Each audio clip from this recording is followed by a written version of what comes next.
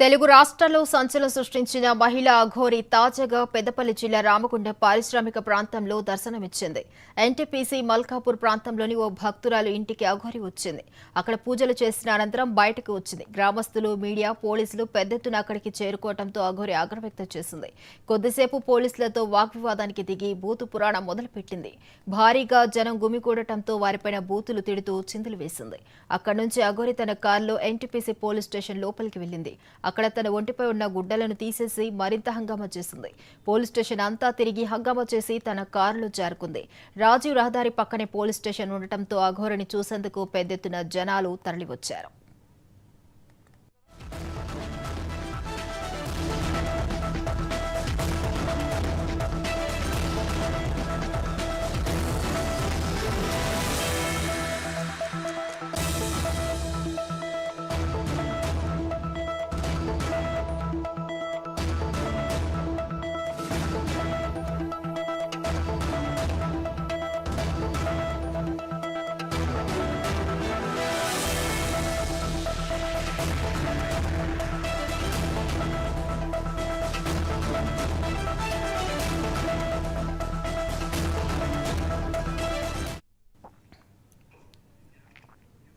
ration బియ్యంపై ఎంత నిఘా పెట్టినప్పటికీ ఎక్కడ